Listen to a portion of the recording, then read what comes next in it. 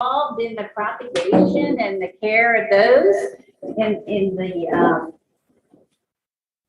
landscape, and decided that he would like to make a job out of it. So he looked around and he found Tennessee Naturescapes, which, if you haven't been there, it's amazing. It's in Clinton, and there's just so many people to help you with any questions that you have when you want to buy a plant. So we have these lunch and learns. They're free, and they're the second Saturday of every month. They will be on Facebook. We'd love you to be here, though, because you can ask questions and be involved. We call it a lunch and learn, but it's a lunch that you can bring, and you're welcome to eat while you listen to the program. Next month, we will be taking a tour of the Roane County Park, and Bobby and Aileen will be leading that and showing us all the different plants they have. And Aileen, do you have anything you want to add? No. We'll talk a little bit about the history and maybe some future plans and challenges with that. And we've decided that if it is bad weather day, rain, we'll meet here and have a presentation to show you on PowerPoint or something. Okay, very good. Well, thank you. Richard, I probably missed a lot of things that you told me about yourself. No, that's good. That's great. His wife and him are a team over at Naturescapes, and they have a business on the side as well. Yeah, kind of. So, but we're glad he's here. Thank you. Yeah, thank you for that introduction. So first of all, my wife and I both work for Tennessee Naturescapes, as mentioned. How many of you have not heard of Tennessee Naturescapes? Okay. Well, just a brief introduction of what Tennessee Naturescapes is, what differentiates us as a nursery, just before we get into the bog stuff. So Tennessee Naturescapes, we're devoted to growing solely native plants. That's plants that are native to the Southeast United States. A lot of people would wonder, why would you want to do that? Having come from a conservation background, I'm very aware of problems that a lot of non-native plants have caused. Think about kudzu. There's a whole list of non-native plants that have altered our natural landscape here in the East and around the world, obviously. Locally, kudzu, multiflora rose, English and Chinese privet, Asian bush honeysuckle, Asian vining honeysuckle, etc. So there's a bunch that really they're overtaking and altering our native landscape, our natural landscape, in a negative way, where the animals animals and plants. They're displacing plants that used to be there, and then the animals that used to rely on these plants and these native habitats are also being displaced. They don't have the food and shelter, and sort of structure of the forest even is changing to where the animals can't use it the same as they would like to. Monarch butterfly is a prime example of it's sort of the poster child for pollinators. Monarch butterflies will only eat milkweed. There's several milkweed plants native throughout the U.S. They'll eat all of them to varying degrees. But even milkweeds from other areas, if you bring a milkweed, say from Central America or something, planted up here, monarchs might use it, but that can even cause problems. I'm going a little bit on a side road here, but some of the non-native milkweeds, for example, they're semi-evergreen, so the leaves don't drop all the way in the winter, and that lets them harbor pests and parasites that are harmful to the monarchs. So even though the monarchs can eat them and use them, the non-native milkweeds harbor these parasites that the native ones don't, because the native ones drop their leaves and sort of start fresh every year. So there's a lot of benefits to just our ecosystem as a whole, as well as to animals specifically, that only native plants can bring. And people just don't appreciate the beauty that native plants have. Why does something from China seem more beautiful than something we have here? We have beautiful plants here, and there's a lot of opportunity to use those and make a beautiful garden with those while helping the environment. And last note on Tennessee Naturescapes and that mission, we try as much as possible to get local source, like locally sourced seeds and cuttings, so that the plants we sell are adapted to our local environment. We do get plugs and plants from some other nurseries, so it's not 100%. It's a mission we're trying to encompass more broadly and be better at in getting locally sourced plants that are best adapted and animals are best adapted to use here. But that's our goal. So for move on to bog plants. So the one question I always get, it's the biggest misconception. I'll just get it out of the way up front. I get questioned all the time. People say, "Oh, I don't have a wet spot in my yard," or "Where can I put this in my yard?" And that's the first misconception, is that that's your first goal, is to put it in the ground in your yard. The native carnivorous plants and bog plants in the Southeast, there is a possibility you could put it in your yard, but more likely not. They're very specific in their soil requirements and their hydrology requirements. So if it's a wet spot that dries out for a couple months of the year, that's not good enough. They're going to die if it dries out for a month or two. If it floods too much, that's also not good for them. The soil needs to be acidic and nutrient poor. There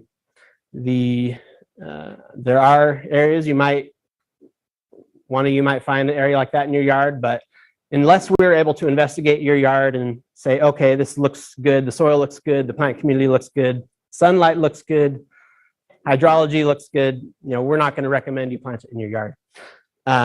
Most people will grow these bog plants as container plants. So keep them as potted plants sitting in a dish of water. Varying interpretations of that, and also you can construct your own bog garden, which we'll go over a little bit.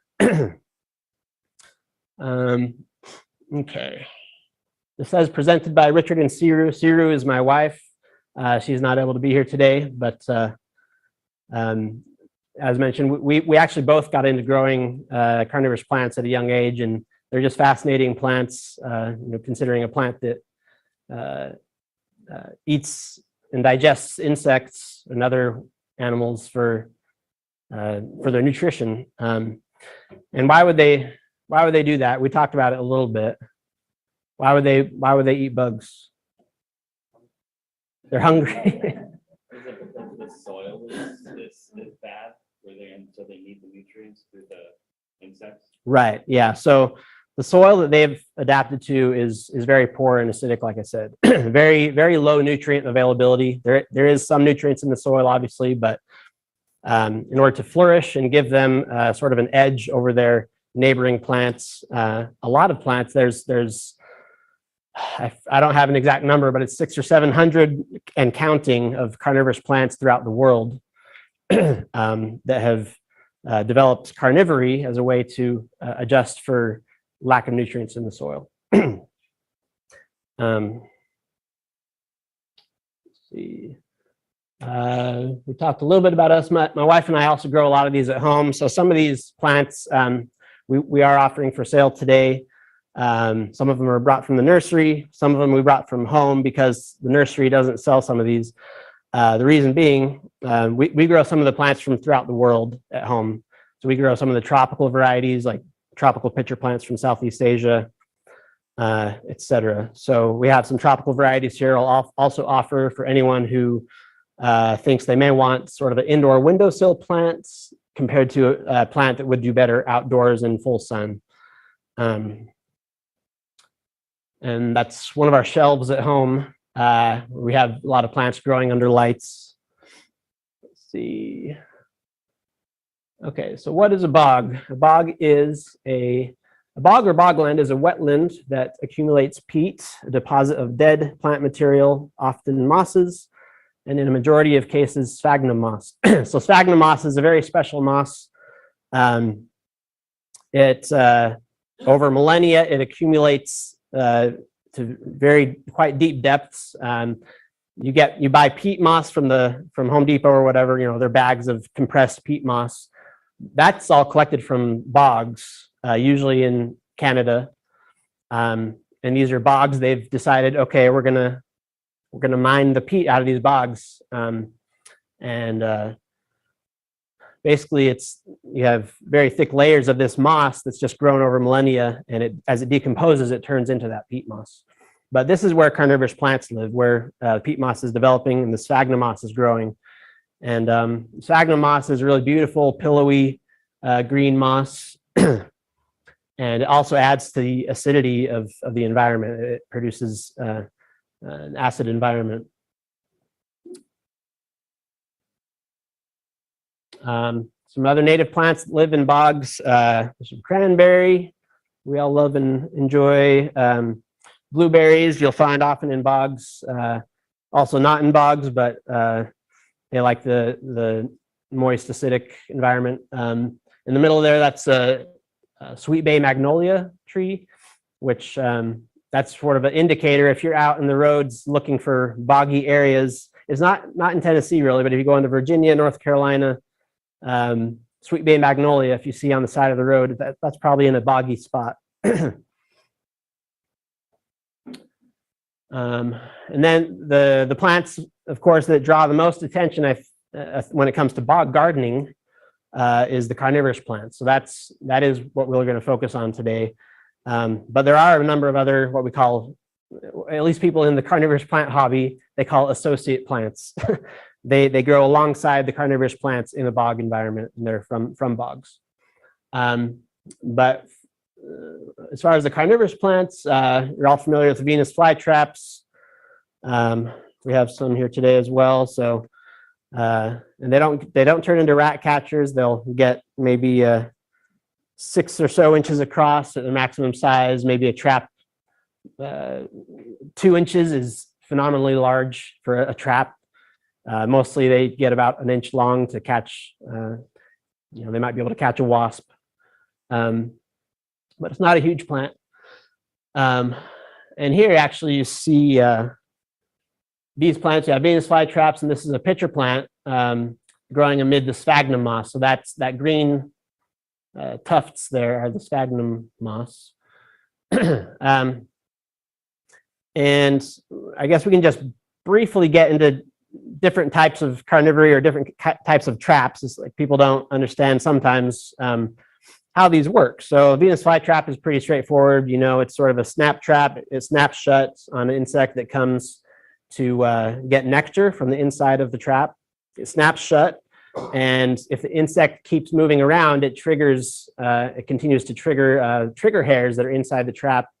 This stimulates it through electrical signals into the leaf to continue to close all the way and start secreting digestive juices and digest it. They literally secrete juices like very similar to like our liver and stomach enzymes to help digest these insects. Pitcher plants, which is most of what I brought today, they are a pitfall trap.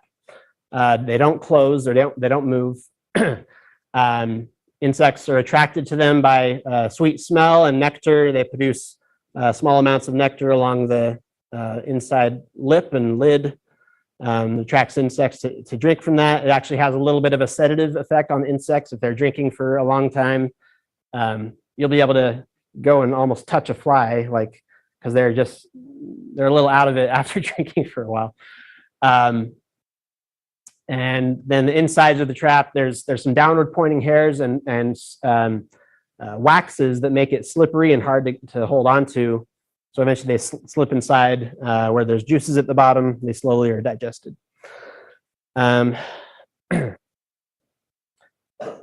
Another plant, this is a sundew, and afterwards when y'all can come up and take a closer look, These have sticky leaves. So they have little hairs with glands that produce a sticky mucilage, is what they call it, that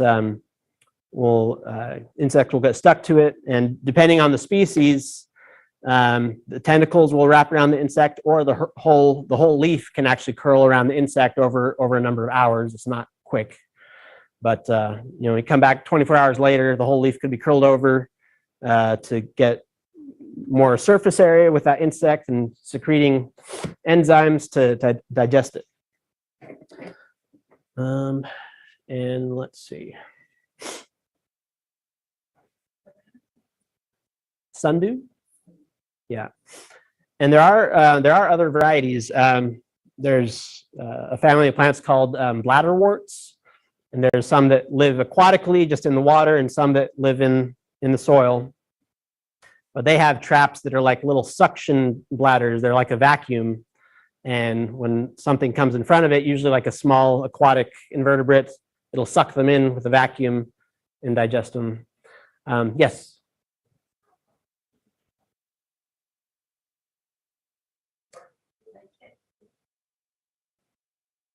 Well, there's going to be some insects that they specialize in more. Some of the pitcher plant, I mean, they'll more or less they'll eat anything and everything that comes in their way if it fits and if the insect is attracted to them. Yes. Monarchs or larger butterflies, for example, usually don't get caught by these because most of them are not large enough to trap them. Or even if you have the mouth of a pitcher large enough, some insects are very good at not getting caught, including a lot of butterflies. Sometimes wasps are very good at not getting caught.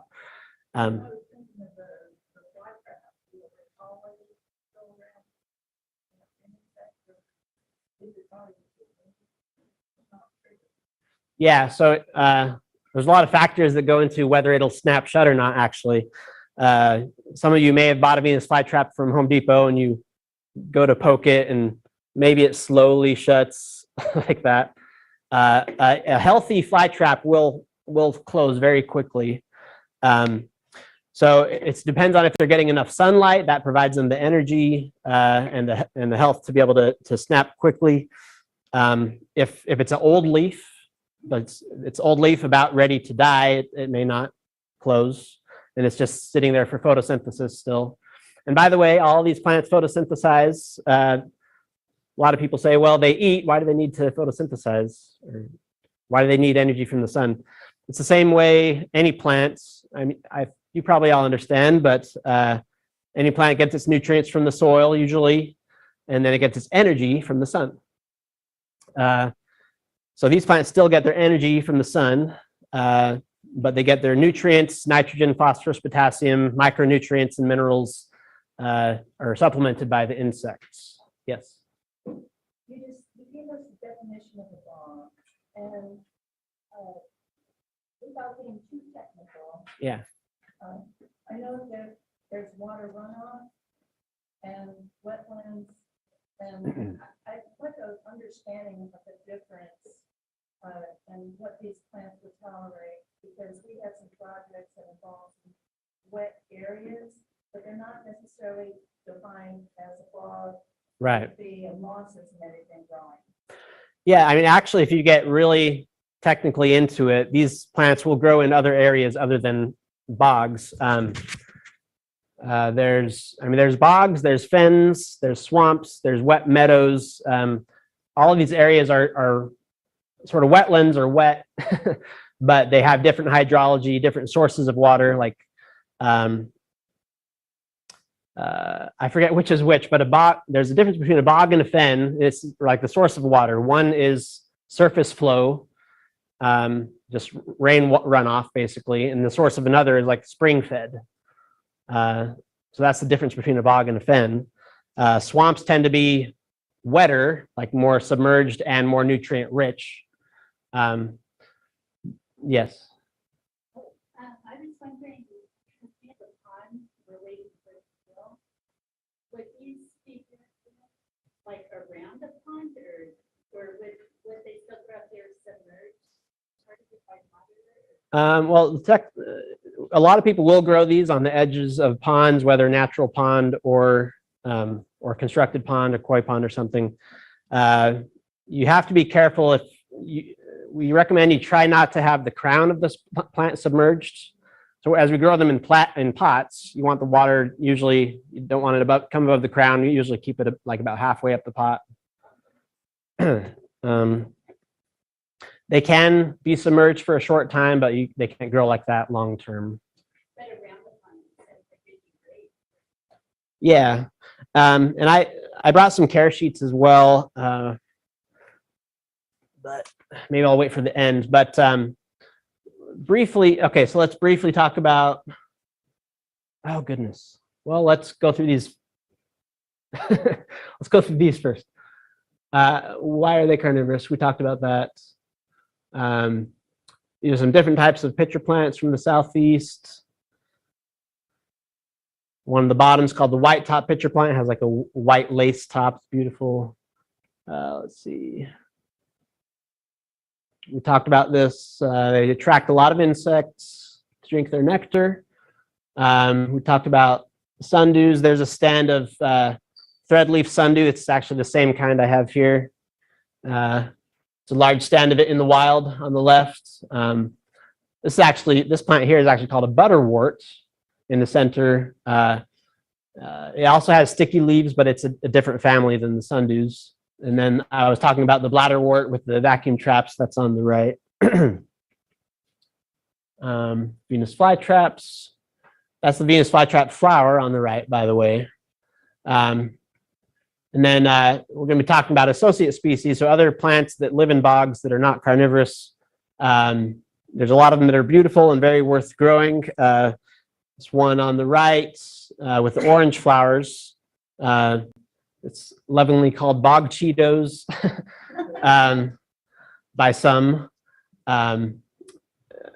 Also called orange milkwort. But that's a beautiful plant. There's meadow beauty that you see on the left there. Has a nice flush, about inch wide, pink flowers in midsummer. More bog Cheetos. There's several species of bog orchid. There's ladies tress orchid, which have a spiral bloom.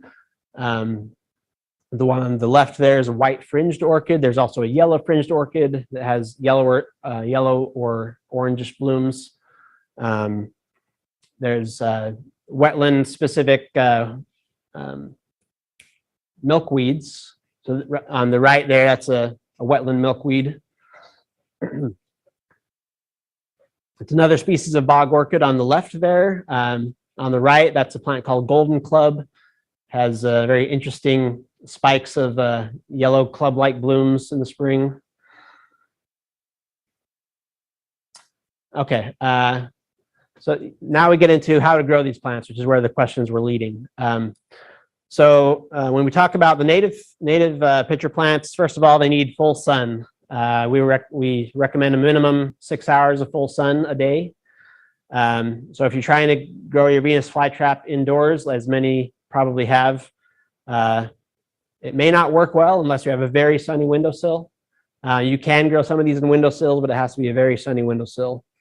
I think that icon on the right that looks like bricks is supposed to represent soil.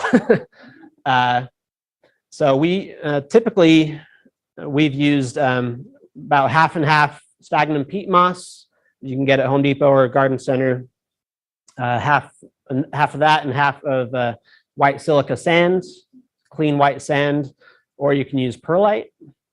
And there's variations you can do. We've actually started using pine bark in our soil. It's a low nutrient acidic additive in order to try to reduce the amount of peat that we're using. Peat is it's more expensive, and also we talked about where the source of peat, where peat comes from. Ultimately, it's not a sustainable resource. So there are people now growing these plants completely free of peat, like just using growing their own sphagnum moss. You can grow your own sphagnum moss and plant your plants in it. It's not that difficult to grow, actually. Or using the pine bark with other non-peat ingredients. What we actually use is soil conditioner. It's like slightly decomposed, very, very finely chopped pine bark. You could mix that with the perlite. So that would be a little bit more environmentally conscious, and we're trying to we're slowly mixing less and less peat in our mixes, just because we've never done fully peat-free before. So we're edging into it slowly just to be sure. But so far, all the plants are doing well with it. And when you get the peat moss, you want to make sure it doesn't have any additives in it. Sometimes you get the Miracle-Gro peat moss. They've added fertilizer. They've added wetting agents to help it wet more easily. The fertilizer in particular would not be good for a lot of these plants. There's commonly for beginners, we'll often say, don't fertilize these plants at all. They catch their own insects, they fertilize themselves. The truth is, a lot of them can benefit from fertilizer, but you don't want to fertilize them at the rate as you would most other plants. So often, if we fertilize Venus flytrap or pitcher plant, for example, they recommend maybe 1/4 strength of what's recommended for indoor plants on a Miracle-Gro fertilizer container, for example. So if it says 1 teaspoon per gallon, we're going to do 1/4 teaspoon per gallon. And guess what? We're not putting it in the soil. We're just spraying it on the leaves. So that, especially if you see a plant that's not catching that many insects because you're growing it inside, or for whatever reason, you can supplement it with some fertilizer, but just not at the rate as you would other plants. And as a precaution, we often just say don't fertilize, but you can. Yes? So what's the purpose of the soil? Is it just for stabilization? Well, yes, they need something to grow in. Unless you want to grow them hydroponically, you can.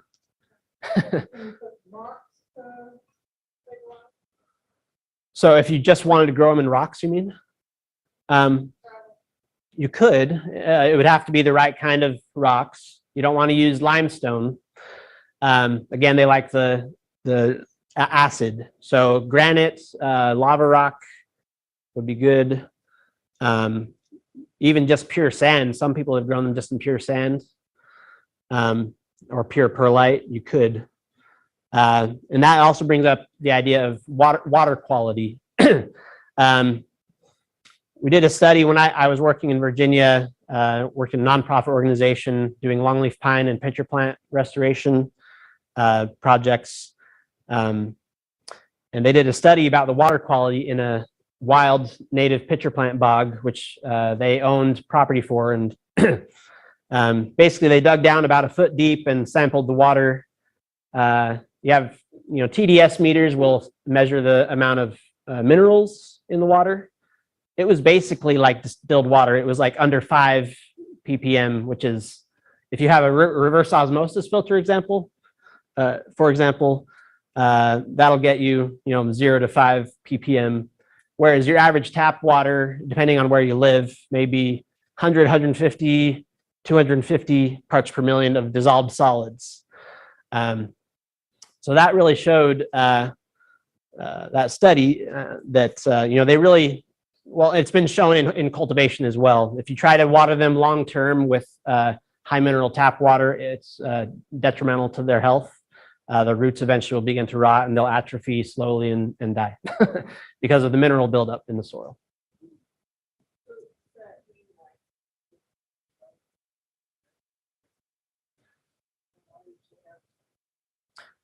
Well,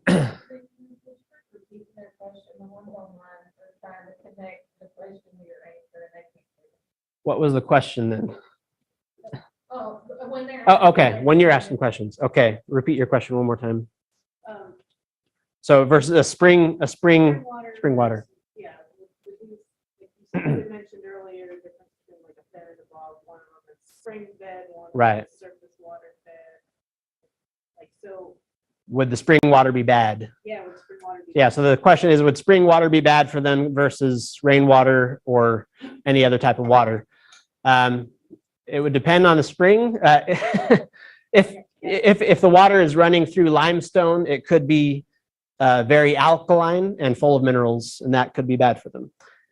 So it's hard to put a direct answer on that. If it's running through sandstone, it'll end up more low in minerals and more acidic compared to if it's running through a limestone rock. But there's also a difference. I shouldn't get too much into this, but there's a difference between a potted plant in a tray versus a plant out in the wild. So a plant out in the wild, it's getting rain flushing out the soil. It's an open system where, if there's, say you have 150 parts per million on average in the water out in nature, they may be able to tolerate that. We've shown that they can tolerate about up to 150 parts per million dissolved solids. But if you keep using that, it's going to build up in the soil, right? So that comes with the side note that, okay, you have to flush the soil. You have to either flush it with rainwater periodically or, but if you just have it in a tray and you're not flushing it, you probably want to use lower mineral water, like just rainwater, or if you have a reverse osmosis filter. And this all probably sounds like it's a little bit complicated. It's really not. Well, I mean, my wife and I, we have a rain barrel at home. We catch rainwater. That waters our plants. We pot them in this peat and sand. We stick them outside in full sun in kiddie pools, actually. We have kiddie pools with pots of these plants, just so they're sitting in water. And that's about it. We don't need to fertilize them. Once they're mature plants, we don't worry about fertilizing them or anything. We cut them back in the winter. Otherwise, we make sure they are sitting in water and enjoy them. Okay, we talked about all those. Quickly, common misconception. People will say, oh, I saw a pitcher plant out in the woods in Tennessee.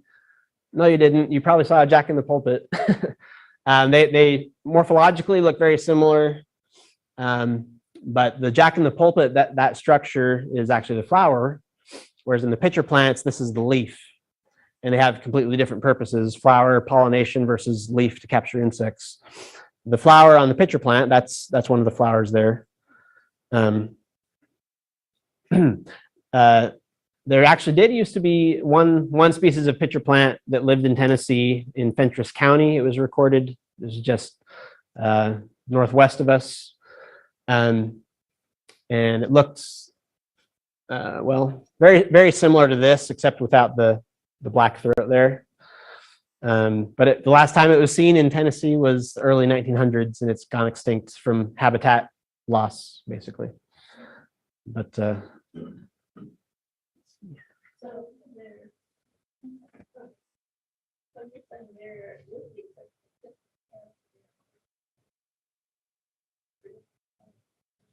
there's no native pitcher plants.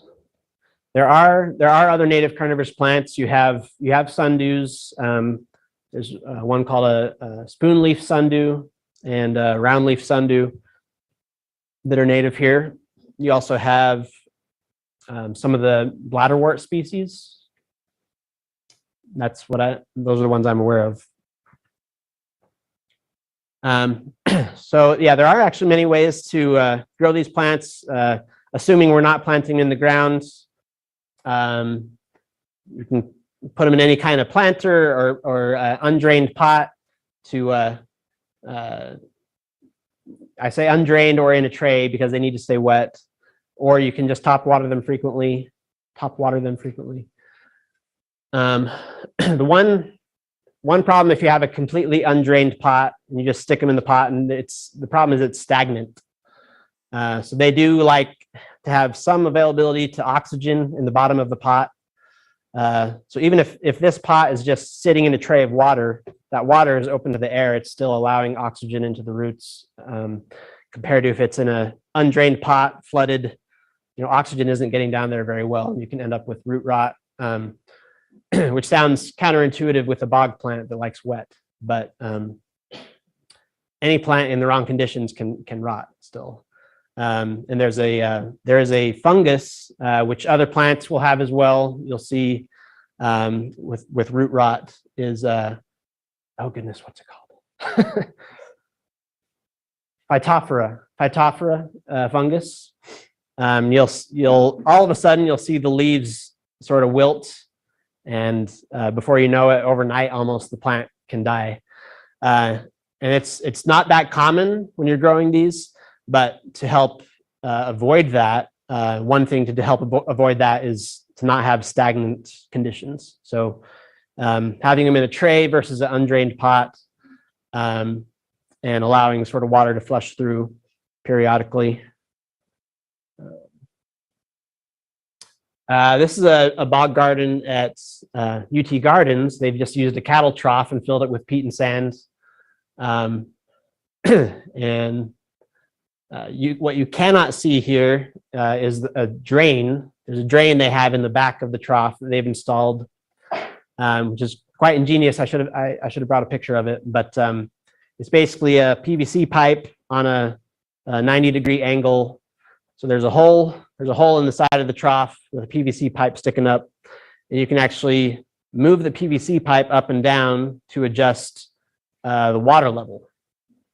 So if you put the pipe all the way down, it's going to drain all the water in there. Whereas if you put it up, it's going to hold more water.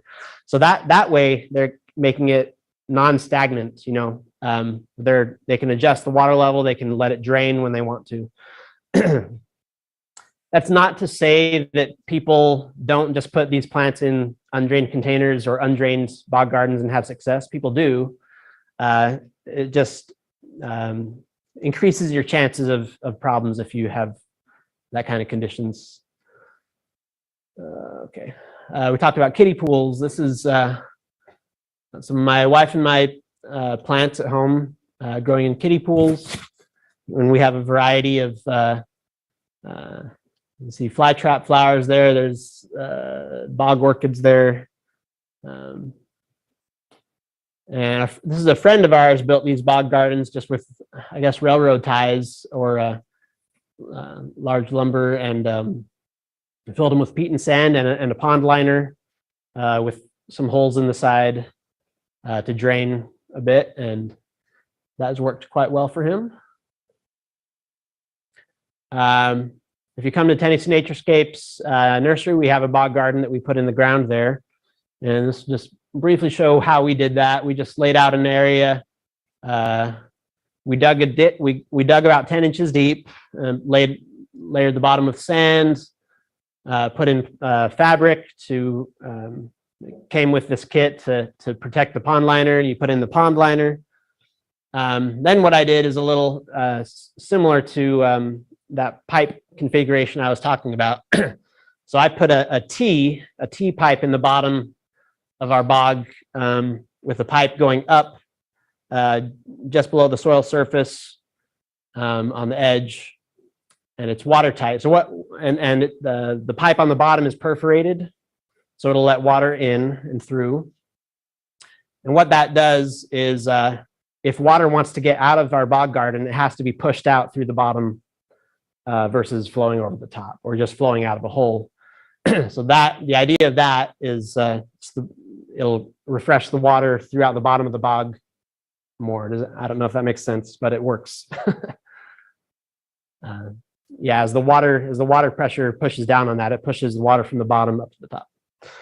We filled it with peat and sand, planted it, and now it's much more overgrown, but the plants are happy. So that's one option of how you can grow them. And lastly, as mentioned, I did bring some tropical plants as well. So the tropical carnivorous plants, they've adapted carnivory for the same reasons. They have many of the same requirements. The only requirement I did not mention for our native bog plants, native carnivorous plants, is they need a dormancy. Being here in North America, things go dormant in the winter. People have the conception these plants are exotic. They must be tropical. They must not be cold tolerant or hardy. They must not want a dormancy. But although exotic, they are not tropical. So we keep our plants outdoors year round. Even with the big freeze we had Christmas, the thing we did do, like in our bog garden at the nursery, we put a few inches of pine mulch on top just to protect a little bit from wind chill, especially. And what means death for a lot of plants in these hard freezes is if the crown of the plant dries out. And that happens very easily with these very cold, dry air. And when you get temperatures that cold, it crystallizes the water out of the air, and it makes for very dry air. And if you add wind chill to that, the top of the soil can get dry surprisingly quickly. So adding a layer of pine bark can help keep them hydrated. You definitely want to just keep an eye on them. I mean, things don't dry out that easily in the winter if it's not, usually they'll stay wet, but if you have these really deep freezes, just keep an eye on them and spritz them on the top with some water if they're looking a little dry. But point being, they are very hardy. At home, my wife and I put we put plastic over them just for the night if we're expecting temperatures like that. But certainly down into the 20s, mid-teens, they're very hardy, and we didn't lose any plants through that. Yes.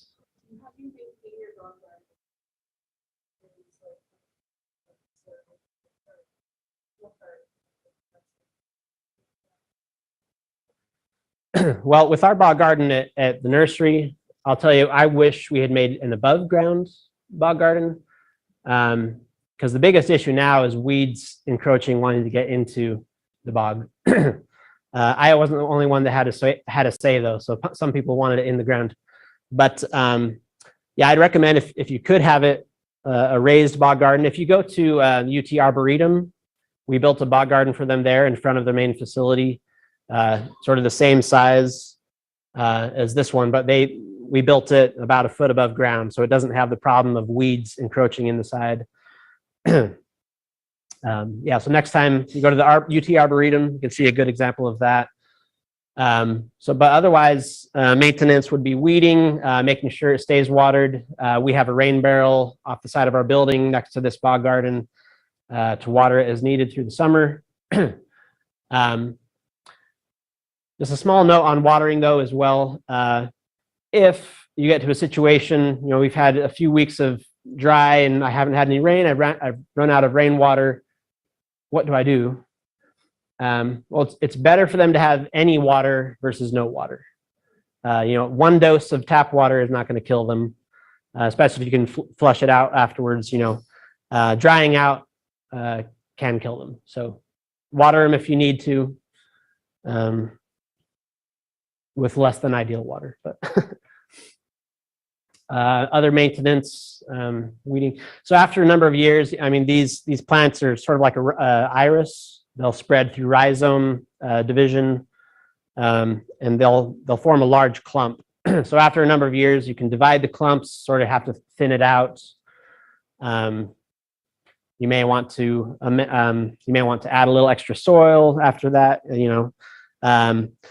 One thing in our bog, we have some of the live sphagnum moss growing in our bog garden. So that gets very large and pillowy sometimes. You may want to thin some of the sphagnum moss out. And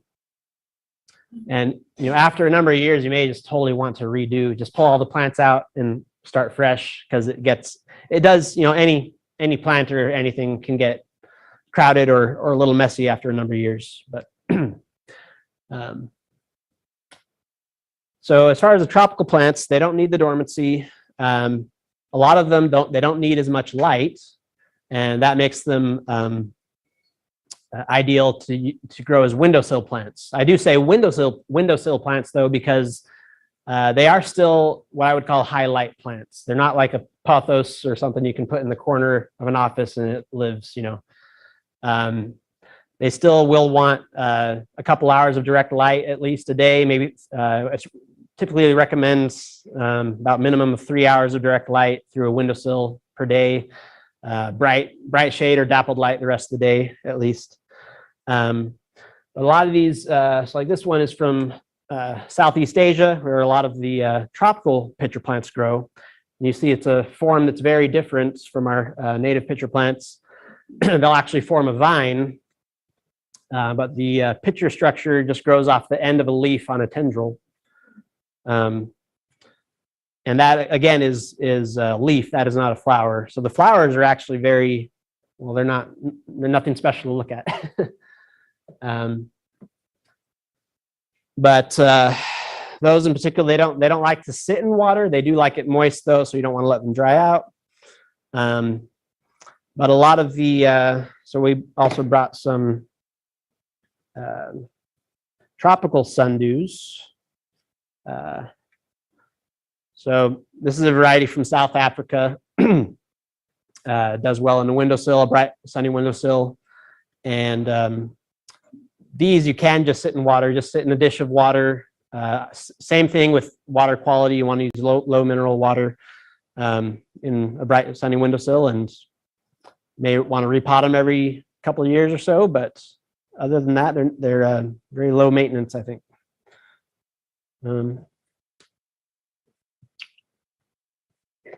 Let's see.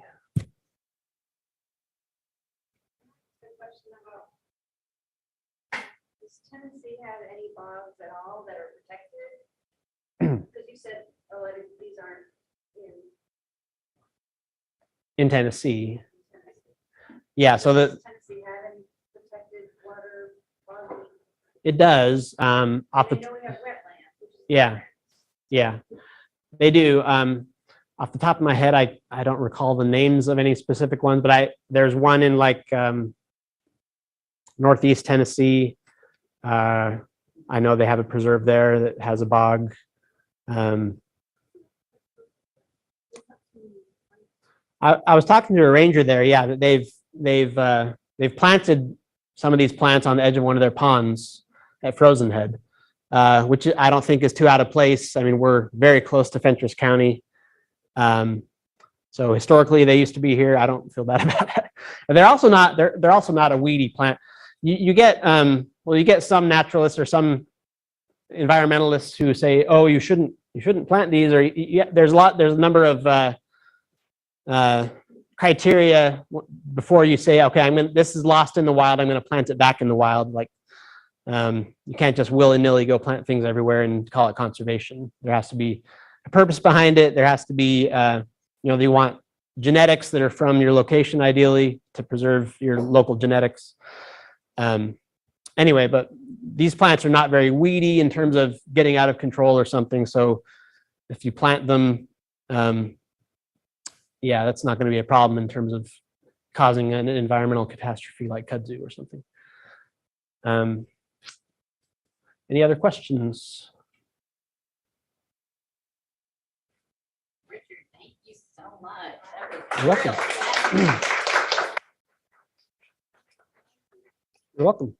So if they want to purchase a plant today, how is that going to work? So yeah, you can just choose your plant. I do have a square reader. The plants are priced differently, but I can also take cash. I don't have change at the moment, so only if you have the exact change, but I can take square. Okay. Yeah. Very good. So you each have a number, I hope. We have one door prize, is that right? Yes. Yes, okay. So the door prize today is it's called Bug Bat. It's a hybrid pitcher plant. We've sold it at Tennessee Naturescapes, and it's a very handsome hybrid. And it has a flower. So there you go. Just once a year. So the flower season is sort of starting to end now for a lot of them. It's usually May to April for a few weeks. And then the rest of the season, they're just making the pitchers. I will also mention, I have some artwork. My wife does watercolors. So I have some artwork here for sale as well, prints. And she focuses on the carnivorous plants. So if you're welcome to look through those. Okay. All right. Probably going to go for us. Sure. Okay. Look. Oh, I dropped one. Where'd it go? I can't leave that one out. No. Okay, reshuffle. Very technical. Okay. Okay. Good luck, everybody. Come back next time. Another. Number 12. All right.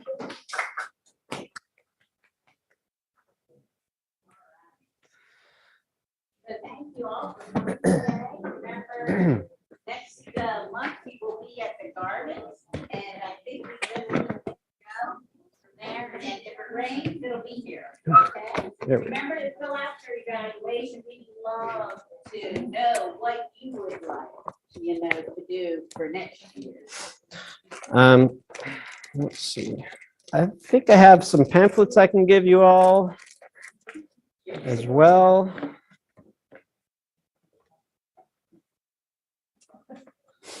All right.